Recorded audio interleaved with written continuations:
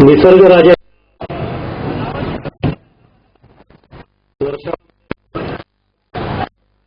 थोडीशी अडचण आपल्याला सहन करावी लागते, याबद्दल मी प्रारंभी दिलगिरी व्यक्त करतो.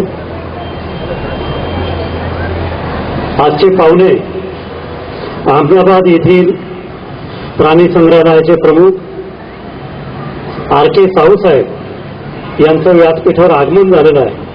त्याचबरोबर दैनिक गावकरी वृत्त समूहाचे संपादक अरविंदराव कोतनीस यांचं व्यासपीठावर आगमन झालेलं आहे. आपण सर्वजण टाळ्यांच्या गजरात या दोन्ही पाहुण्यांचं स्वागत करूया. आजचं व्याख्यान पत्रकार महर्षी स्वर्गीय दादासाहेब कोतनीस यांच्या स्मृतिप्रित्यर्थ आयोजित करण्यात आला आहे. मी RK साहू साहेबांना विनंती करतो, प्रारंभी त्यांनी दादासाहेबांच्या प्रतिमेचं पूजन करावं.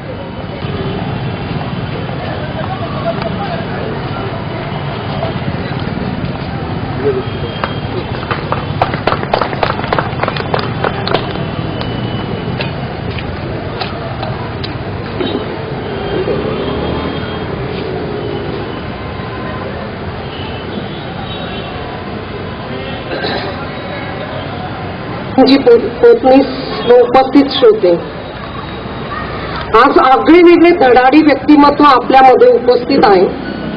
अहमदाबाद प्राणी संग्रहालयाचे आपण डायरेक्टर आहात. आपले शिक्षण wild life management from UK, wild life management course from India आणि बॅटनरी सायन्स मधून आपण ग्रॅज्युएशन केलेले आहे. गेल्या 25 वर्षापासून प्राणी संग्रहालयाचे काम आपण करीत आहात. सतत 3 वर्षे सार्क असोसिएशन झू अध्यक्ष राहिला. 12 देशांना भेट, मार्गदर्शन, अनेक व्याख्याने आपण दिलेली आहात. बरेच पॉलिसी डिसिजन मध्ये आपला सहभाग आहे. प्राणी संग्रहालयामध्ये नवनवीन शोध लावणे, नॅशनल आणि इंटरनॅशनलवर बरेच शोध निबंध प्रकाशित झालेले आहेत. बरेच अवॉर्ड आपल्याला मिळाले आहेत. 1986 मध्ये मेयर अवॉर्ड म्हणजे पिसाळलेला हत्ती पकडणे, अतिशय अवघड कामगिरी आपण केलेली होती. 1986 मध्ये ॲनिमल वेलफेअर अवॉर्डने सन्मानित झालेले आहात. 2011 मध्ये नगर प्रतिभा अवॉर्ड मिळाले आहेत. आज सर्व जगात ज्या अहमदाबाद गुजरात विकासाचा सगळीकडे वाहवा केली जात आहे, म्हणजे गुजरातच्या विकासामध्ये ज्या व्यक्तींचा सहभाग आहे त्याच्यामध्ये एक व्यक्ती आपण आहात. 108 लोकांना सन्मानित केलेले आहे, त्यापैकी आपण एक आहात. मोस्ट इनोव्हेटिव्ह अवॉर्ड मिळालेले आहेत. जास्तीत जास्त संशोधन आपण केलेले आहे. आपल्या मार्गदर्शनाखाली बरेच संशोधन झालेले आहे. प्राणी संग्रहालयातील एक वेगळा आगळा अनुभव आज आपण ऐकणार आहोत. धन्यवाद.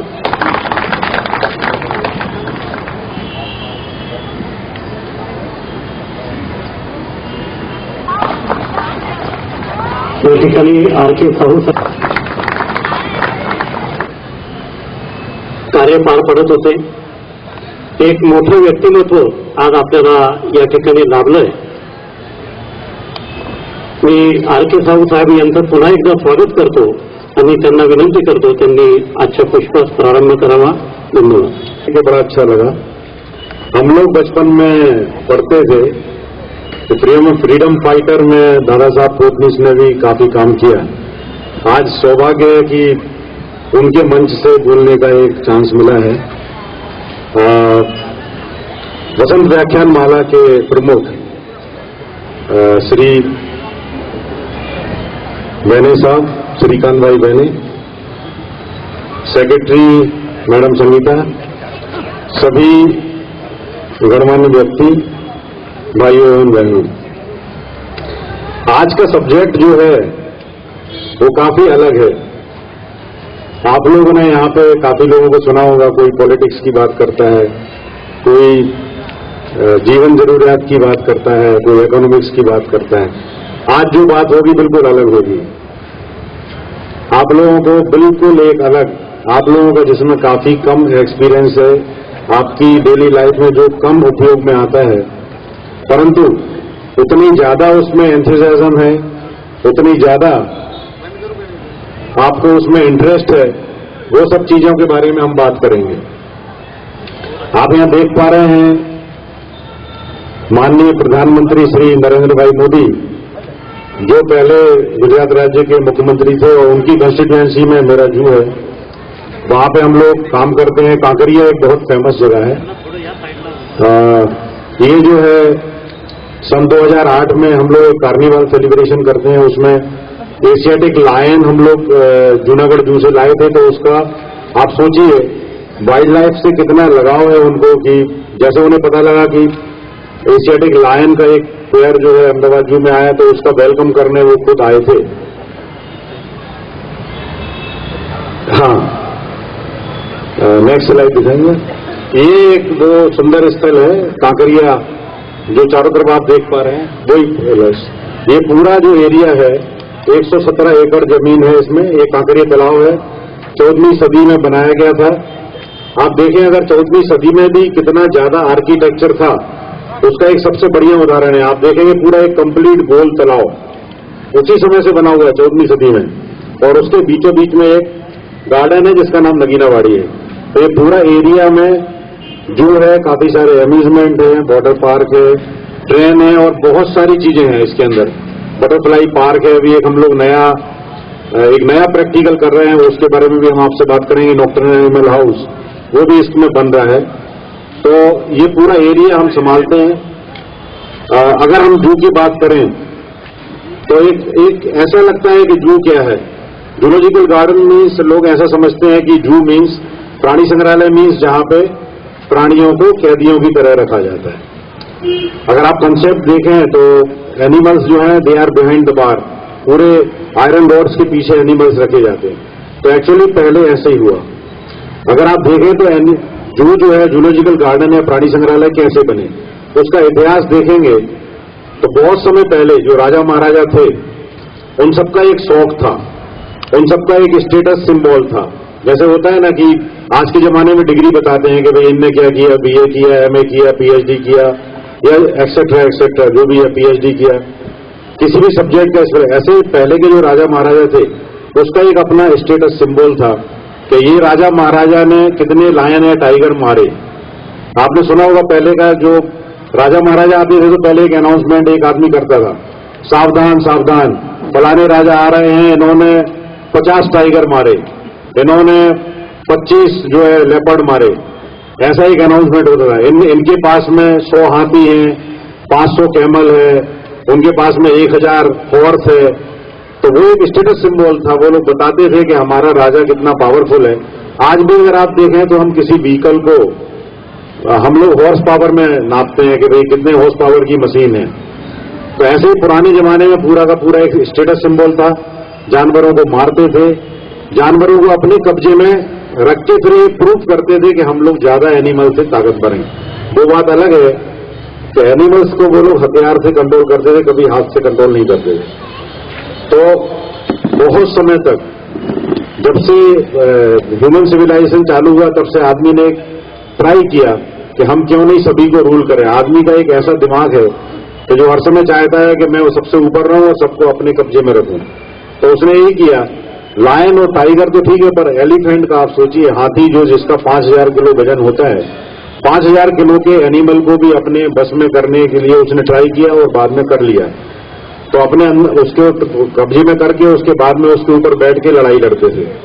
तो बहुत से राजा महाराजा बहुत प्रकार के एनिमल अपने जो उनका राजा का महल होता था उसमें रखते थे, पर पब्लिक को अलाउ नहीं। उसमें वो लोग सिर्फ अपने घर के लोगों को बताते थे और अनाउंसमेंट कराते थे कि हमने कितने सारे एनिमल पकड़ के रखे हैं। और उसका एक दूसरा मिसयूज भी होता था कि वो एनिमल को किसी को जब पनिशमेंट देना है, बहुत बहुत मजेदार कथा है। जब किसी को पनिशमेंट, किसी आदमी ने कोई मिस्टेक की, कोई चोर है, किसी ने कुछ और खिलाफ काम किया और राजा को ये बताना है, तो पब्लिक के सामने वो लोग क्या करते थे, आप जयपुर जाएं तो देख के आइए। जयपुर में अभी भी एक ऐसा इंक्लोजर है, ऐसा एक पिंजरा है जो गड्ढे के अंदर है, जैसे कुआं होता है ना, इस टाइप का एक बहुत बड़ा, और उसके ऊपर पूरा पब्लिक चारों तरफ बैठ जाती थी। अंदर नीचे जो है एक आदमी को छोड़ा जाता था जिसको पनिशमेंट देना है। उस आदमी को अंदर छोड़ दिया, बाद में एक इनक्लोजर्स का पिंजरा खोलेंगे, उसमें से टाइगर आएगा और अगर वो टाइगर उस आदमी को मारेगा और वो सब लोग ऊपर से बैठ के देखेंगे। तो एक प्रजा को एक मैसेज जाएगा कि गलत काम करने वाले जो लोग हैं उसको हम ये प्रकार की सजा देते हैं। तो पहले के जमाने में ये भी होता था। फिर आपने उसके आगे भी एक कहानी सुनी होगी कि एक बार एक आदमी को जब राजा ने ऐसा पनिशमेंट दिया और टाइगर को छोड़ा, तो टाइगर आके उसका पैर चाटने लगा। उसने उसको मारा नहीं, क्योंकि जंगल में किसी समय जब टाइगर इंजोर्ड था या उसके पैर में कांटा लग गया था तो उस आदमी ने निकाला था, इसलिए वो पहचान गया। ये वफादारी का सलूक है, जो अगर आप देखें तो जानवर कितने वफादार होते हैं। वो इमीडिएट उस आदमी को पहचान गया और उसने उसे खाया नहीं। तो एक वाइल्ड लाइफ जो है, जो वन्य प्राणी हैं, वो पूरे के पूरे हमको कैसे उपयोगी हैं उसके बारे में भी हम आपसे बात करेंगे। अगर आप देखें तो जितने लोग यहाँ हैं, बुजुर्ग भी काफी सारे हैं, उन लोगों ने देखा होगा पहले के जमाने में जब नासिक शहर के अंदर भी काफी समय पहले टाइगर अंदर आते होंगे, लेपर्ड भी अंदर आते होंगे। अभी भी मेरे से एक मिस्टर RFO जो मिले थे बता रहे थे कि मैंने काफी सारे लेपर्ड पकड़े हैं। तो एक्चुअली आप देखें तो हमारे ऊपर काफी सारे फोन आते हैं, लोग बोलते हैं मेरे घर में सांप आ गया, हमारे यहाँ बंदर आ गए। तो हम उनसे ये बोलते हैं आप अपना सेंटेंस करेक्ट करिए, क्योंकि आप उनके घर गए हैं, वो आपके घर नहीं आए। वो उनकी जगह थी जंगल, वो खेत उनकी जगह थी, जहां पे आप रहने चले गए, तो वो कहां जाएंगे। तो आदमी एक जो है पूरे के पूरे एक्ट जो बनाए हैं, जैसे वाइल्ड लाइफ प्रोटेक्शन एक्ट, एक एक्ट है 1972 में बनाया गया कि हम वन्य प्राणियों की रक्षा करें, नहीं तो ऐसा नहीं हो कि वन्य प्राणी जीरो हो जाए। आप लोगों से एक प्रश्न पूछना चाहूंगा, आप लोगों ने कितने लोगों ने चीता देखा है? चीता किसी ने देखा है? हाथ ऊपर करें। 1 2। तो जो चीता है, अभी हम लोग ऐसा बोलते हैं कि हमने चीता देखा है, तो एक्चुअली भारत में एक भी चीता है नहीं। पूरे के पूरे जो चीता है, एशियाटिक चीता है, इंडिया में एक भी नहीं है। चीता जंगल में भी नहीं रहता है, वो सब लेपर्ड है। तो पूरे का पूरा 1955 के बाद एशियाटिक चीता एक भी नहीं बचा। तब ये क्यों हुआ? अगर आप देखें तो पिंक हेडेड डक भी एक भी नहीं बची, पूरी एक्सटिंक्ट हो गई। आप एक इमेजिन करिए कि जंगल में सपोज 2 लाख प्रकार के प्राणी हैं, और वो 2 लाख प्रकार के प्राणी में से अगर 10,000 प्राणी एक्सटिंक्ट हो गए, एक भी नहीं बचा, हमको सिर्फ उसका फोटो देखने मिलेगा। कई समय बाद ऐसा होगा कि जितने प्रकार के प्राणी हैं, कहीं ऐसा नहीं हो सभी एक्सटिंक्ट हो जाएं। तो जूलॉजिकल गार्डन जो है, सबसे पहले राजा मलिक बहादुर जो मार्बल पैलेस जो है, उसने ऐसा ट्राई किया कि हम पब्लिक को भी जानवर को देखना अलाउ करेंगे। तो अपने राजघराने के अलावा उन लोगों ने पब्लिक को अलाउ किया कि आप लोग भी जू देखिए। जू दिखा के हम लोग पब्लिक को एक कंजर्वेशन का मैसेज देना चाहते हैं। पहले के जमाने में जू था एक रिक्रिएशनल सेंटर था, जू के अंदर आपने जानवर रखे, आपने टाइगर जंगल में जाएंगे शायद नहीं भी दिखे, लायन आपको नहीं दिखे, आपको मंकी नहीं दिखे, पर जू के अंदर सब दिखेगा। आपको विदेश का चिंपैंजी भी मिलेगा, जेब्रा जिराफ भी देखने मिलेगा। तो जू एक ऐसी जगह है जहां देश विदेश के सभी एनिमल देखने मिलते हैं। तो पहले वो सबका सब लोग जो है उसको रिक्रिएशन सेंटर की तरह यूज करते थे। आपके यहाँ मेहमान आए, जू लेके जाइए, आपके बच्चे बोर हो रहा है, उसको जू लेके जाइए। पहले टीवी भी नहीं था, इसलिए और ज्यादा लोग आते थे। तो जू का एक ही काम था, रिक्रिएशनल एक्टिविटीज, एग्जीबिशन, ठीक है, एंटरटेनमेंट। जू और सर्कस दो एक साथ एक जैसा काम कर रहे थे। सर्कस भी शो करता था, किसी एनिमल को, लायन टाइगर को हाथ लगाया, उसको बाहर निकाल के रिंग में लेके आए, उसको दिखा दिया। ऐसे ही सर्कस जू वाले भी यही कर रहे थे, सर्कस और जू एक जैसा कर रहे थे। तो 1991 में भारत सरकार को ऐसा लगा कि भारत में 400 जू हैं, 400 जू में से कितने सारे ऐसे जू हैं जो जानवर को अच्छी तरह खाना भी नहीं देते, जानवर का रखरखाव अच्छा नहीं करते। तो उन लोगों ने आपको एक पूरा कामगिरी सौंप दी। उसने बोल दिया जू का काम रिक्रिएशन नहीं है, जू का काम है कंजर्वेशन, जू में प्राणियों का संरक्षण करना है। जैसे अभी हमने पूछा था कि चीता, तो एक्चुअली जू तो बहुत साल से हैं, 200 साल से हैं, पर चीता किसी ने उसको बचा के नहीं रखा। जू बैंक की तरह काम करता है, जू के अंदर आपने जो जानवर रखे वो सब सेफ हैं, उसके जो बच्चे हो रहे हैं वो उसका ब्याज है। ये सब करने से क्या होगा, जू के अंदर जो जानवर हैं उसकी संख्या बढ़ेगी। जंगल में अगर कभी वो जानवर कम हुआ या जंगल में वो पूरे जानवर एक भी नहीं बचा, जैसे चीता, पिंक हेडेड डक, तब आप क्या करेंगे? जू में से जो है फिर से जंगल में छोड़ सकते हैं। इतना बड़ा काम, ऐसा नहीं होगा कभी कि भविष्य में कोई बोलेगा कि हमने कभी चीता देखा था। नहीं, अभी भी है हमारे पास, और जंगल में अगर पूरे खत्म हो गए तो हम उसको फिर से वहां छोड़ सकते हैं। ये सबसे बड़ी जवाबदारी पूरे जू को सौंपी है भारत सरकार ने। तो आपका काम है प्राणी संग्रहालय में प्राणियों को रखना और उसका संरक्षण करना। और जब आप संरक्षण करेंगे तब फिर आपको जानवर को उसके कुदरती वातावरण में रखना होगा। तो जू में तो सबके सब आप लोगों ने आयरन रॉड लगा के उसको रखा है, एक रूम में रख दिया, परंतु सरकार ने ऐसा बोला कि नहीं, आपको जू के अंदर बिल्कुल कुदरती वातावरण पैदा करना है। अगर लायन है तो उसको डाइडेसिडस फॉरेस्ट देना है, अगर टाइगर है तो रेन फॉरेस्ट आपको बना के देना है। बिल्कुल उस लायन या टाइगर को ऐसा लगना चाहिए कि मैं जंगल में हूं। तो एक नई सिस्टम आई, वो हम आपको बताएंगे, उसको ओपन मोटेड सिस्टम बोलते हैं। उसके अंदर अभी इलेक्ट्रिक फेंस नया सिस्टम आया है, जिसके अंदर आप ऐसे पूरा कुदरती वातावरण बनाएं और उसके अंदर जानवर को रखें। जानवर को भी ऐसा फील हो कि मैं कुदरती वातावरण में हूं, और जो मुलाकाती आते हैं, जो विजिटर्स हैं, उसको भी फील होना चाहिए कि हम लोग उसको जंगल में देख रहे हैं। कोई आयरन बार नहीं होगी, कोई जाली नहीं होगी, आप थ्रू एंड थ्रू देख पाएंगे। तो एक ये सबसे बड़ी जवाबदारी सौंपी। दूसरा, अगर आप देखें एजुकेशन, सबसे बड़ा इंपॉर्टेंट काम है शिक्षण। मेरे पास काफी सारे लोग आते हैं, उसमें एक बिल्डर हैं बहुत बड़े, वो और उनका एक सन आया, और बड़ा इंटरेस्टिंग सुनने जैसा है। उसने पूरा जू देखा, और छोटा बच्चा है, 6th स्टैंडर्ड में पढ़ता है, उसने आके मेरे से बोला, अंकल आपका जू देखा, बहुत सारा आपके यहाँ प्लांटेशन है, बहुत सारी बेल लगी हुई है, बहुत सारे पेड़ लगे हुए हैं, बहुत सारा उसका वो पत्ती गिरती है। तो ऐसा करना चाहिए ना, आपका जो जू है ना उसको सब तोड़ देना चाहिए, बुलडोजर फेर देना चाहिए, और उसमें पूरा सीमेंट का स्टेडियम बनाना चाहिए। एक स्टेडियम बना के सब प्राणी को ऐसे छोड़ दो और सब लोग ऐसे देखेंगे। तो उसके पापा ने मना किया कि आप कैसे बोल रहे हैं। मैंने उसे बोला आप बोलने दीजिए। देखिए, बच्चे को शिक्षण नहीं मिला प्राणी संग्रहालय के बारे में, वन्य जीव के बारे में शिक्षण नहीं मिला। बच्चा किस एनवायरमेंट में बड़ा हुआ, क्योंकि बिल्डर का लड़का है इसलिए उसको बिल्डिंग की जानकारी ज्यादा है, कंक्रीट की जानकारी ज्यादा है, इसलिए उसने अपना सजेशन दे दिया कि आप भी स्टेडियम बना दो और उसमें एनिमल रख दो। बच्चे से मैंने पूछा, अगर उसको कुदरती वातावरण नहीं होगा तो प्राणी फिर वो कैसे अच्छी तरह रह पाएगा, उसको ठंडक कैसे मिलेगी, उसको ऑक्सीजन कैसे मिलेगी। तब वो फिर बच्चे को आधा घंटे बात करने के बाद बच्चे ने बताया कि मेरे को तो पता ही नहीं था, नहीं सही में ऐसे ही रखना चाहिए। आज वो हमारे यहाँ आके वॉलेंटियर की तरह काम करता है और वो बड़ा खुश है। आजकल तो वो IIT करके अभी MBA कर रहा है। तो बच्चों को एक शिक्षण इतना जरूरी है वन्य जीव के बारे में। अगर हम उसको वन्य जीव के बारे में नहीं सिखाते हैं तो वो सेंसिटाइज नहीं होगा। जब वो बड़ा होगा, पॉलिसी मेकर होगा, तो वो फटाक से ऐसा बोल देगा, जंगल काट दीजिए कोई बात नहीं। पर अगर उसको बचपन से ज्ञान दिया है कि जंगल का महत्व क्या है, वन्य प्राणी का महत्व क्या है, तभी वो बच्चा बाद में जो है जंगल और वन्य प्राणी बचा पाएगा। बड़े छोटी छोटी चीजें हैं, आपसे कुछ बात करेंगे। जैसे अगर हम बोलते हैं कि कई लोग हमसे आगे ऐसा बोलते हैं कि नॉन वेजिटेरियनिज्म, एनिमल बहुत से ऐसे हैं कि जो नॉन वेज खाते हैं, जैसे lion, tiger, leopard, wolf, jackal, तो ठीक नहीं है। अगर आप उसको देखें, अगर वो एनिमल नॉन वेज नहीं खाते और वो जंगल में है, तो लायन टाइगर अगर वेज हो जाएगा तब क्या होगा, वो भी घास पत्ती खाने लगेगा और डियर और हाथी और सब खा ही रहा है, तो एक भी जंगल नहीं बचेगा।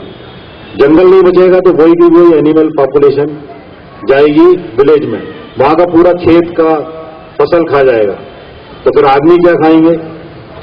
इसका अपोजिट करिए, अगर सबके सब एनिमल नॉनवेज हो जाएं तो क्या करेगा? जंगल के सब एनिमल खाएगा, उसके बाद में गांव में आके एनिमल खाएगा। यहाँ जो कॉन्फ्लिक्ट है वो इसका एक सबसे अच्छा उदाहरण है। महाराष्ट्र में हाईएस्ट लेपर्ड कॉन्फ्लिक्ट है, क्योंकि इंक्रोचमेंट, जो ह्यूमन इंक्रोचमेंट है टूवर्ड्स द फॉरेस्ट इतना ज्यादा है। अगर आप देखेंगे कि अचानक जो ह्यूमन पॉपुलेशन जो बढ़ रही है, जो आदमियों की जनसंख्या बढ़ रही है, वो सबके सब लोग जाके फॉरेस्ट के पास या अपने विलेज में खेत के पास वहां पर रहना चालू कर देते हैं। तो लेपर्ड जो है वो जब आता है तो लेपर्ड इतना होशियार होता है, अगर वो सूखी हुई पत्ती पे चलता है ना, सूखी हुई पत्ती में आवाज नहीं आती। आप चलेंगे पत्ती पे आवाज आएगी, लेपर्ड की आवाज नहीं आती। लेपर्ड की इंटेलिजेंस अगर आप देखें तो वो अगर यहाँ कुर्सी के नीचे बैठ जाए किसी को पता नहीं लगेगा लेपर्ड बैठा है, इतना कनिंग। पेड़ पे चढ़ के अंदर आपके मकान में छिप जाएगा। और तो और वो जो उसके प्रिय भोजन है डॉग एंड मंकी, आपके गांव में अगर डॉग गायब होना चालू हो जाए, आपके यहाँ 10 डॉग है एक गांव में, उसमें से 8 बचे हैं, 2 पता नहीं चले कहां गए, समझ लीजिए लेपर्ड है आजू बाजू। अगर आपके यहाँ आप देखेंगे जब कोई मदर के बाजू में बच्चा सो रहा है, लेपर्ड इतना कनिंग है कि वो आके बच्चे को धीरे से उठा के ले जाता है, मां को पता नहीं चलता है। ऐसे बहुत सारे बच्चे के साथ भी प्रॉब्लम हो जाती है। तो जो ह्यूमन एंड एनिमल कॉन्फ्लिक्ट है वो सिर्फ ड्यू टू इंक्रोचमेंट है, और दूसरा हम लोगों की अवेयरनेस कम है। हम लोगों को उससे कैसे बचना चाहिए, उसके साथ रहना है तो क्या क्या उपाय करना चाहिए, वो सब की जानकारी होने से दोनों की कॉन्फ्लिक्ट नहीं होती है। लेपर्ड के बारे में और अगर आपको बहुत अच्छा इंटरेस्टिंग चीज बताते हैं, लेपर्ड जब बंदर को खाना है तो बंदर तो पेड़ पर चढ़ जाता है, तो मंकी खाना है उसको तो क्या करता है, वो एक डर पैदा करता है बंदर के बारे में। बंदर पूरा ऊपर 10-20 बंदर पेड़ पर चढ़े हुए हैं, लेपर्ड पूरा बंदर की तरफ देखेगा, तो जमीन पर देखेगा तो बंदर की तरफ देखेगा, पेड़ से जैसे यहां पेड़ है वो रिवर्स जाएगा और रिवर्स जाके एकदम से दौड़ेगा। पूरे के पूरे मंकी सोचेंगे अब ये पेड़ पे आया। उसका डर इतना ज्यादा होता है कि जैसे वो सिर्फ पेड़ पे चढ़ता नहीं है, सिर्फ रन करके पेड़ तक जाता ही है, उतना ऊपर जितना मंकी है तो ऊपर से ऐसा गिरता है जैसे पका हुआ आम गिरता है। उसको दौड़ने की चढ़ने की जरूरत नहीं है, डर की वजह से सब मंकी का ग्रिप छूट जाता है और नीचे गिरता है, एक मंकी पकड़ लेता है, बाकी सब भग जाता है। इतना ज्यादा इंटेलिजेंट एनिमल है वो। तो पूरा का पूरा जो लेपर्ड या ह्यूमन कॉन्फ्लिक्ट है, जो आदमियों के साथ जो प्रॉब्लम है, जो सिर्फ एक अनअवेयरनेस और इंक्रोचमेंट की वजह से है। एजुकेशन में अगर आप देखें तो अगर जूलॉजिकल गार्डन नहीं होते तो जो वाइल्ड एनिमल्स हैं, जो जंगल के अंदर जानवर हैं, उसके संरक्षण की अभी जो हमने आपसे बात की, उसमें अगर आप देखें तो चीता भारत में एशियाटिक चीता एक भी नहीं बचा। एशियाटिक चीता नहीं बचा इसलिए जब एनडीए गवर्नमेंट थी पहले, उस समय किसी ने विचार दिया कि क्यों नहीं हम चीता को वापस लाएं। तो ईरान जो है एक ऐसी कंट्री है जिसके पास एशियाटिक चीता है और वो एशियाटिक चीता ब्रीड करता है। भारत सरकार ने उससे करस्पॉन्डेंस किया और बोला कि हम एशियाटिक चीता लाना चाहते हैं, तो इंडिया से एक कमेटी बनाई गई। उसमें wild life institute of India के एक ऑफिसर, सेंट्रल जू अथॉरिटी के ऑफिसर, एक सीसीएमबी के ऑफिसर और एक भारत में से एक जू डायरेक्टर, उसमें से मैं सिलेक्ट हुआ उस समय।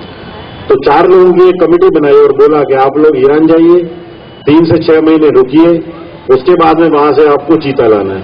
चीता लाके आप इंडिया में रखिए, उसकी जो है उसके बच्चे पैदा करिए, उसके बारे में पूरा रिसर्च करिए और उसके बारे में बाद में चीता की जब जनसंख्या बढ़ेगी तब फिर हम उसको जंगल में फिर से छोड़ेंगे। तो भारत में जो चीता एक्सटिंक्ट हो गया, जो गायब हो गया, एक भी चीता नहीं बचा, फिर से हम लोग चीता जंगल में एक इंट्रोड्यूस करना चाहते हैं, फिर से वर्ल्ड को बताना चाहते हैं कि हमारे पास फिर से हमने चीता जंगल में छोड़ा और अब हमारे यहाँ चीता है और उसके बच्चे हो रहे हैं।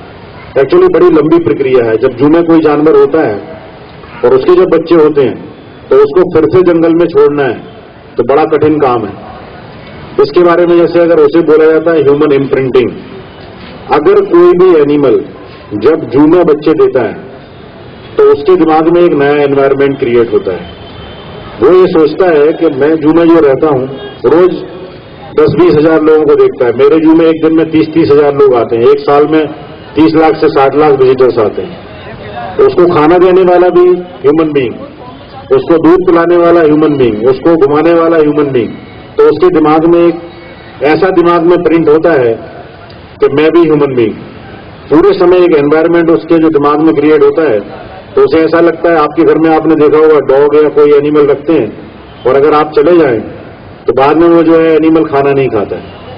ऐसे ही उसका भी होता है। अगर उसके साथ ऐसा होगा तो हम जंगल में कैसे छोड़ेंगे। इसलिए उसके लिए हम लोगों ने IUCN गाइडलाइन को हम लोग फॉलो करते हैं, वो हम लोगों ने बनाई है। अगर आपको जंगल में उसको छोड़ना है तो उसको कंप्लीट जंगली रखिए। जू में जितने भी जानवर हैं उसका किसी का नाखून नहीं निकाला जाता, किसी का दांत नहीं निकाला जाता, किसी का जहर नहीं निकाला जाता। किसी भी एनिमल को कुदरती वातावरण में रख के और अगर जब छोड़ना है तो उसको ऐसे हम लोग बड़ा करते हैं जिसमें ह्यूमन इम्प्रिंटिंग नहीं हो। हमारे यहाँ एक लेपर्ड पहले था, वो ह्यूमन इम्प्रिंटेड था, बाहर निकाल के हम लोग घुमा सकते थे उसको, उसके मुंह में हाथ डालते थे। एक हायना था, हायना जो लकड़बग्गा जो रहता है, वो भी ऐसा था, बचपन से उसको दूध पिला के बड़ा किया। वो भी ऐसा हो गया कि हम लोगों को देख के हमारे साथ साथ दौड़ता था। बाद में वो हमारे साथ जू में घूमता था। फिर ये डर था कहीं किसी को पकड़ने के लिए, नहीं तो उसके जॉस जो है बहुत पावरफुल है, एक बार पकड़ता है छोड़ता नहीं। तो उसको ह्यूमन इम्प्रिंटिंग नहीं हो, इसलिए भी हमको एनिमल्स को बचाना है। इसलिए कई बार लोग बोलते हैं कि पहले के जमाने में तो जू में टाइगर को पकड़ के बाहर निकालते थे, टाइगर को हाथ लगाते थे। वो तो आज भी आप कर सकते हैं। अगर आप टाइगर के बच्चे को डॉग के साथ, डॉग फीमेल जो है उसके साथ रख दें, तो वो बड़ा होगा तो पूरा का पूरा उसका कैरेक्टरिस्टिक डॉग का होगा। मैंने पटना जू में 1992 में एक टाइगर देखा, 6 फीट का इतना लंबा टाइगर, एकदम आप देखें तो डर जाएं। उसके अंदर हम लोग गए, टाइगर बगल में खड़ा है, उसको हाथ घुमाया, जैसे उसके सर पे हाथ रख के ऐसे किया तो वो बोला मैं। तो मैंने डायरेक्टर से बोला ये मेरे में बकरी जैसा क्यों बोल रहे हैं? तो उन्होंने बताया कि सर जब ये बच्चा था इसकी मां मर गई तो हम लोगों ने ऐसे बकरी जो रहती ना उससे डायरेक्ट मिल्क पिलाया है। तो बकरी के बच्चे के साथ खेलता है और बकरी की आवाज करता है। आप इमेजिन करिए कि टाइगर मतलब बाघ जो है, आपने उसको एनवायरमेंट अगर जो दिया है तो बकरी वाला, तो बकरी ऐसा। अगर आप डॉग वाला एनवायरमेंट देते तो वो डॉग। तो जेनेटिकली अगर देखें जीन्स तो उसके अंदर टाइगर के, परंतु एनवायरमेंटली वो पूरा कन्वर्ट हो गया गोट में। तो ये सब नहीं हो, इसलिए जू के अंदर बहुत सारे नियम बनाए गए। उसमें वाइल्ड लाइफ प्रोटेक्शन एक्ट 1972 तो है ही, उसके बाद में नेशनल जू पॉलिसीज 1998 बनाई गई। अगर आप एजुकेशन में देखें, जैसे मैंने बताया अभी कि बच्चों के लिए चीता, आप ऐसा इमेजिन करिए कि किसी बच्चे ने हाथी कभी नहीं देखा, अगर सिर्फ फोटो देखा है तो वो इमेजिन नहीं कर सकता कि हाथी की साइज क्या होती है, हाथी का वजन कितना होता है। अभी बीच में सरकार ने एक सर्कुलर किया कि जू में हाथी रखना मना है, तो हम लोगों ने काफी विरोध किया, गवर्नमेंट ने स्पेशल परमिशन दी आप लोग रखिए। नहीं तो होगा क्या, अगर किसी बच्चे को हाथी देखना है, हाथी के बारे में रिसर्च करना है, हाथी को उसको पहचानना है, उसके ऊपर उसको पढ़ना है, तो उसको जाना पड़ेगा आसाम या साउथ इंडिया। काफी सारे एग्जाम्पल हमने जब दिए तो भारत सरकार ने परमिशन दे दी कि आप लोग हाथी रख सकते हैं। अभी अहमदाबाद जू में एक ही हाथी है। तो अभी हम आपको बताएंगे, ये पूरा काकरिया एरिया है, इसके चारों तरफ इस तरफ पूरा जो प्लांटेशन है वो वाला, उसमें जू है, यहाँ पर बटरफ्लाई पार्क है। Next slide. पहले का जो मैं आपसे कंसेप्ट पे बात कर रहा था कि पहले की जो डिजाइन थी इंक्लोजर्स की, वो पूरी की पूरी एक अलग थी। ये पूरा सांप घर है पुराने जमाने वाला। नेक्स्ट। इसके अंदर जो है कितने छोटे पिंजरे हैं, और उसके अंदर जो पब्लिक है वो ट्राई कर रही है कि हम सांप देखें, पर वो जो ग्लास है उसमें शैडो है, जो देखने वाले हैं उसी की परछाई है, इसलिए उसको दिख नहीं रहा है। नेक्स्ट। ये कीपर है, ये कीपर एक बिल्कुल 2 फीट की जगह से उसमें अंदर जा रहा है सांप की प्रेजेंस में। नेक्स्ट। अब ये अंदर चला गया, ये जू के अंदर तो चला गया, पिंजरे के अंदर तो चला गया, पर अब वो खड़ा नहीं हो सकता क्योंकि वो पिंजरे की हाइट नहीं है। हाइट नहीं है, आप इमेजिन करिए अगर इसमें कोबरा है और अगर वो कोबरा उसको चेस करता है तो वो आदमी दोबारा वापस निकल भी नहीं सकता, खड़ा भी नहीं हो सकता। नेक्स्ट। हम लोगों ने जो है 2009 में, जो अभी माननीय प्रधानमंत्री हैं वही पहले जो सीएम थे नरेंद्र भाई से उद्घाटन कराया, एक नया सांप घर बनाया हम लोगों ने। बताइए। नेक्स्ट। ये उनने कंसेप्ट पूछा कि आपका कंसेप्ट क्या है, हम लोगों ने बताया कि सर नियर नेचुरल इनक्लोजर्स और विजिटर्स को पूरा दिखना चाहिए, सांप को पूरी सुविधा होना चाहिए उसके अंदर। तो भारत का सबसे सर्वश्रेष्ठ सांप घर हम लोगों ने बनाया है। नेक्स्ट। ये आप इनक्लोजर की साइज है, अभी भारत के सभी जो हमारी डिजाइन लेके जा रहे हैं, आप देख रहे हैं पूरा का पूरा एक बड़ा गिलास है, उसके अंदर सांप को जो चाहिए, heating arrangement, cooling arrangement, water, उसके अंदर पत्थर लगे हुए हैं, क्योंकि जब सांप कांचली निकालता है, स्किनिंग जब करता है, कांचली निकालता है, तो उसको कुछ घिसने के लिए चाहिए, नहीं निकलने से कांचली वो उसके अंदर मर जाता है, इसलिए उसके अंदर पत्थर, सैंड, वाटर बॉडी। नेक्स्ट। हाँ नेक्स्ट। और जाने दीजिए। ये देखिए आप, ये एक रॉक पाइथन जो रहता है ना अजगर, उसको रॉक पाइथन इसलिए बोला जाता है क्योंकि वो पथरीले इलाके में रहता है। तो पथरीले इलाके में जैसे रहता है तो अंदर पूरा का पूरा जो है रॉक्स बनाया है, वुडन लॉग लगाया है, ग्रीन प्लांटेशन किया है, ऊपर से सनलाइट आ सके उसकी अरेंजमेंट भी है। और स्पेशल एयर कूलिंग अरेंजमेंट्स है। बीच में एक ऐसा हुआ, हमारे पास एक ड्यूटी डायरेक्टर आए अपनी पूरी इंजीनियर्स की टीम लेके, ये पूरा सांपगढ़ देखा। बाद में उनने मेरे से ऐसा बोला कि इंजीनियर्स ने, अभी हमने पूरा इसको देख लिया, आपने जो बनाया बहुत अच्छा है, पर हम इससे भी अच्छा बनाएंगे। मैं बोला वेरी गुड। तो मैंने बोला सर थोड़ा बता दीजिए आप लोग और क्या अच्छा करने वाले हैं। आपने इसमें कूलर लगाए हैं, शायद आपके पैसे की व्यवस्था नहीं हो, हम इसमें एसी लगाएंगे। मैंने वो डायरेक्टर से भी पूछा भाई एसी लगाएंगे ठीक है कि नहीं, तो बोला सर ठीक है। देखिए इन्वॉल्वमेंट नहीं होने से कितना बड़ा मिस्टेक होता है। मैंने उन्हें बोला गलती से भी एसी मत लगा दीजिए, क्योंकि जो रेप्टाइल्स हैं, सांप है, मगर है, कछुआ है, ये सबके सब कोल्ड ब्लडेड एनिमल्स हैं। उसका जो है ठंडी के दिन में आप देखेंगे आपके घर से छिपकली गायब, सांप गायब, कुछ आपको देखने नहीं मिलेगा। वो लोग खाना भी खाना बंद कर देते हैं, पूरा हाइबरनेशन में जाते हैं। तो अगर वो लोग एसी लगाएंगे तो उससे तो उसका सांप इतना ज्यादा मर जाएगा, बचेगा भी नहीं। दूसरा, एसी जो है ड्राई वो देता है कूलिंग इफेक्ट, इसकी बॉडी से ड्राइनेस मतलब पूरा जो भेज है वो निकल जाएगा, तो भी उसको परेशानी होगी। इसलिए जो कूलिंग अरेंजमेंट है वो एयर कूलिंग होना चाहिए, ना कि एयर कंडीशनिंग। तो फिर हम लोगों ने उन्हें समझाया आप गलती मत करिए, नहीं तो आपके सब एनिमल मरेंगे। नेक्स्ट, ये एक बहुत स्पेशल है, आपने सभी दूसरे पिंजरे देखे, रिवर्स करिए जरा। ये सब में ब्राइट लाइट है और उसमें दिखाइए, नहीं आगे जाइए, ब्लू लाइट वाला, ये ब्लू लाइट है। तो ये क्यों है? ये मुख्यमंत्री, अब हमें पता था कि मुख्यमंत्री ये प्रश्न पूछेंगे, जब भी ये आते हैं वो इनॉग्रेशन में, तो इनका एक है कि आप जैसे मिलेंगे वो बोलेंगे कि आपके दिमाग में विचार कैसे आया, इसका थीम क्या है, इसको आपने क्या कंसेप्ट पे बनाया है, इसकी विशेषता क्या है, वो सब पूछते हैं। तो उनने ये पिंजरे के एग्जैक्ट सामने आके पूछा, सब में ब्राइट लाइट है, इसमें ब्लू क्यों है?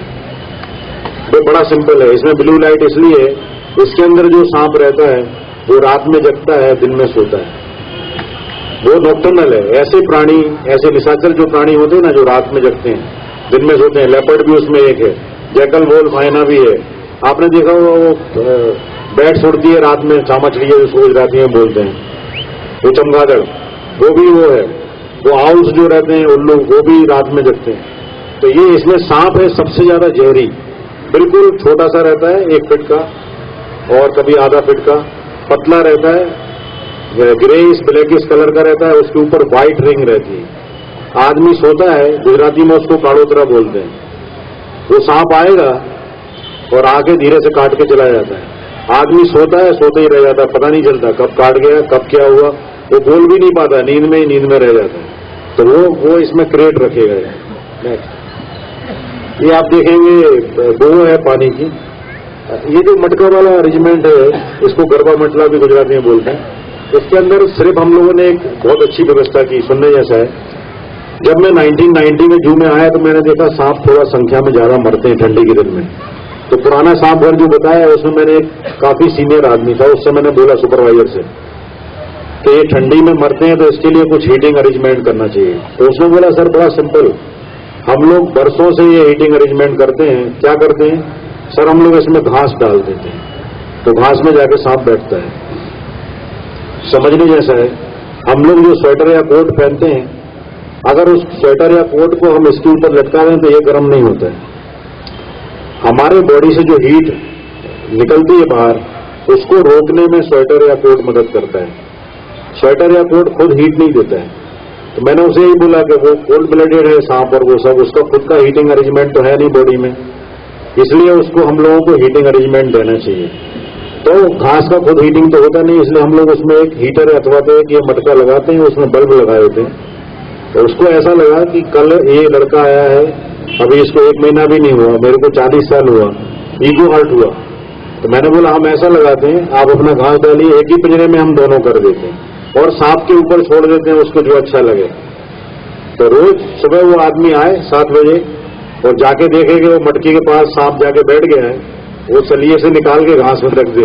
और मैं जब 7:30 बजे आऊं तो मेरे से बोले चलिए सर दिखाते हैं। तो सांप तो घास में ही बैठता है, उसको हीटिंग पसंद नहीं है। 3 दिन उसने ऐसा किया।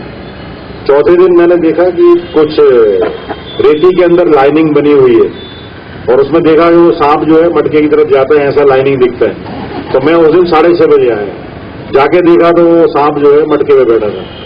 तो मैंने जो है सिक्योरिटी वाले से पूछा कि ये सबके सब सांप हैं, जो लोग घास में रात भर बैठते हैं कि मटके पे? उसने बताया नहीं सर, सबके सब सांप जो है वो तो मटके पे ही बैठते हैं, सुबह आके वो आदमी सबको घास में डाल देता है। तो ईगो हर्ट, सभी लोगों का ईगो इतना ज्यादा है, उसका इतना ईगो हर्ट होता है कि कहीं इनकी बात सही नहीं निकले। फिर मैंने उसे समझाया कि आपकी और मेरा ईगो की प्रॉब्लम नहीं है, प्रॉब्लम ये है कि सांप नहीं मरना चाहिए। हम दोनों को मिलकर ये काम करना है कि ये सांप नहीं मरे, इसलिए हमको इसमें ये हीटिंग करना चाहिए। जब हमने ये किया, भारत सरकार में से एक टीम आई, जू की चेकिंग के लिए एक टीम आती है, उसमें जो ऑफिसर्स आए थे उन लोगों ने देखा तो इसमें से डिस्को लाइट दिखती ना, ऐसा दिखता है जैसे लाइट निकल रही डिस्को। तो उन लोगों ने ऐसा कमेंट किया, आइए ये देखिए जू वाले क्या क्या काम करते हैं, ये सांप के लिए डिस्को अरेंजमेंट किया है, डिस्को लाइट लगाई है। मैंने उनसे बोला पहले आप हमसे पूछिए, बाद में कमेंट करिए। तो फिर उन्होंने पूछा आपने क्यों लगाया, बताया हीटिंग अरेंजमेंट है कोल्ड ब्लड एनिमल्स का। वो लोगों को बड़ा आश्चर्य हुआ, इतना अच्छी रिसर्च आपने की, इसको पब्लिश कर दीजिए। आज भारत में 1991 में सबसे पहले मैंने किया, आज भारत में सभी जू ये प्रैक्टिकल कर रहे हैं और सभी के यहां सक्सेसफुली सांप बच रहे हैं, एक भी सांप नहीं मर रहा है। नेक्स्ट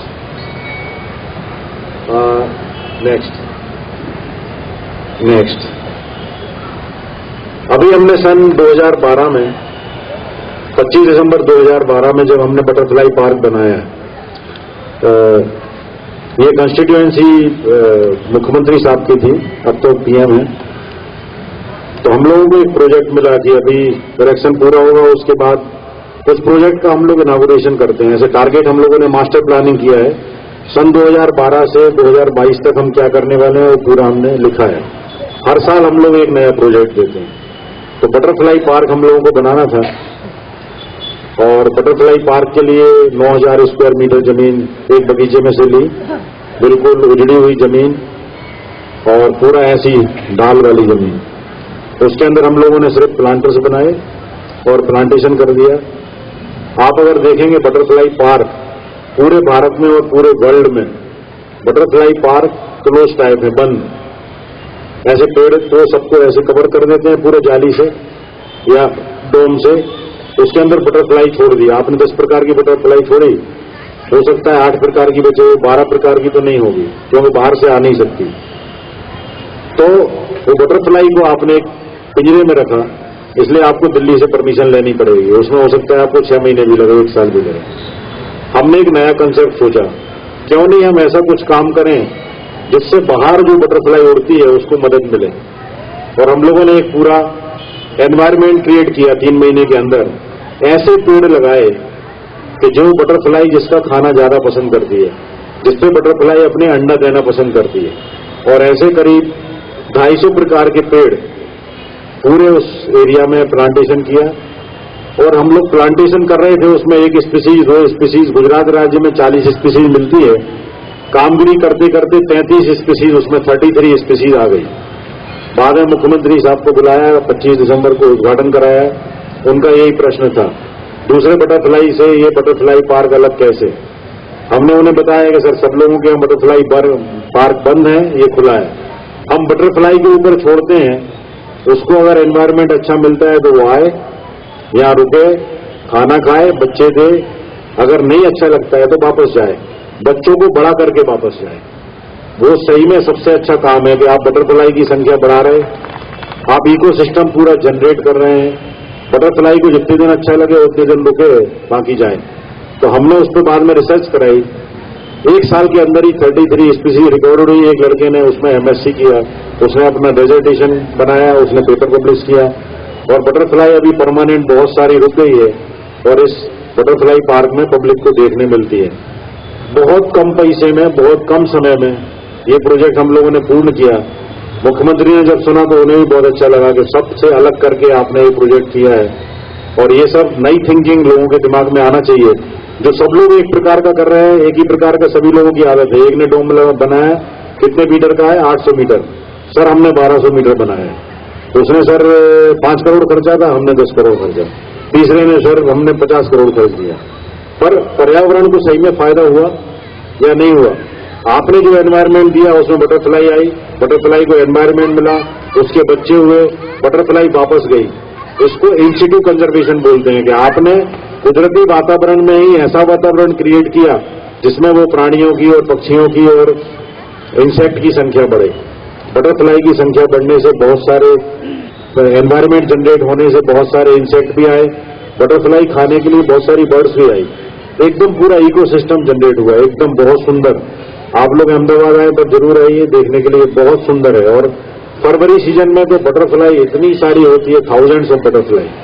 तो एक ये हम लोगों ने प्रोजेक्ट किया, जब आप किसी एनिमल को पिंजरे के अंदर रखते हैं फिर उसके बच्चे जो होते हैं उसको एक्स सिटू कंजर्वेशन बोलते हैं, और इसको जो हम लोगों ने किया है ये इन सिटू कंजर्वेशन है। तो इन सिटू कंजर्वेशन ज्यादा इंपॉर्टेंट है, एक्स सिटू कंजर्वेशन जो है वो इन सिटू को बैकअप करने के लिए। तो एक्स सिटू और इन सिटू कंजर्वेशन हम दोनों काम करते हैं। इन सिटू कंजर्वेशन का एक बहुत अच्छा दूसरा उदाहरण है, आपने देखा वो पूरा एक बहुत बड़ा तालाब है, तालाब में जो है 16 फीट गहराई है पानी, उसमें बहुत सारी मछली है। हम लोग मछली किसी को पकड़ने नहीं देते हैं। और फिर वो मछली जो है, पक्षी जो है, माइग्रेटरी बर्ड्स, अभी रेनी सीजन आया है, इसमें माइग्रेटरी बर्ड आएगी जो मछली खाने वाली, वो उसके अंदर जाके मछली खाएगी और उसके बाद अंडे बच्चे देगी और 6 महीने में वापस। अब एक बहुत अच्छा एक इसमें समझने जैसी बात है, पक्षी अपने आप कैसे आते हैं। अपन हम लोग ऐसा बोलते हैं कि प्राणी और पशु पक्षी में दिमाग नहीं होता है। आपको मैं यहाँ बहुत सारे उदाहरण बताऊंगा कि हमसे ज्यादा उसमें दिमाग है, हम लोग उसके पास से सीखते हैं। तो जो पक्षी है, जो माइग्रेटरी बर्ड्स हैं, वो अपने आप पहले उसके रिप्रेजेंटेटिव आते हैं, 4 या 5 पक्षी आएंगे, हर एक स्पीसीज के, ऐसे 5 से 6 स्पीसीज के पक्षी आते हैं। फिर वो एवेल्युएट करते हैं पूरे पानी को, पानी की गहराई कितनी, पानी में मछली कितना। हमको 10,000 हम पक्षी हैं तो उसमें से कितने को भेजना चाहिए, सिर्फ 2,000, तो 2,000 को ही भेजेंगे। देखिए आप उनकी कैलकुलेशन, 2,000 पक्षी आएगा, बैठेगा, अपने अंडे देगा, उसके बच्चे निकलेंगे, बच्चे बड़े होंगे, बच्चे उड़ना सीखेंगे, 5 से 6 महीने में पूरी प्रक्रिया समाप्त। मई मंथ में आते हैं, जून में, दिसंबर में सब अपने बच्चों के साथ वापस। 6 महीने के अंदर 5 गुनी संख्या बढ़ जाती है, जब जाते हैं तब तक वो 8 से 10,000 हो जाते हैं। इतना परफेक्ट कैलकुलेशन, इसलिए मैं उसके बारे में कई बार बोलता हूं कि पक्षी आते हैं, बाकी गिनती देखते हैं, फिर उसी के जो ज्ञाति वाले पक्षी जो जू के पिंजरे के अंदर हैं वो उसके ऊपर बैठते हैं, फिर वो उससे बात भी करते हैं कि यहाँ का वातावरण कैसा, यहाँ पे कोई तुमको परेशान तो नहीं करता है, कोई तो मारता तो नहीं है, सब पूछ के जाते हैं। दे आल्सो हैव लैंग्वेज, पूरा का पूरा एक जो है, पूरा का पूरा एक सिस्टम है उनका, उसको वो लोग फॉलो करते हैं। आपको मैं एक रोजी स्टर्लिंग की कैसेट भी दिखाऊंगा, उसमें वो पक्षी कैसे उड़ते हैं, क्या करते हैं, कम्युनिकेशन कैसे करते हैं, वो भी सब बताएंगे। नेक्स्ट,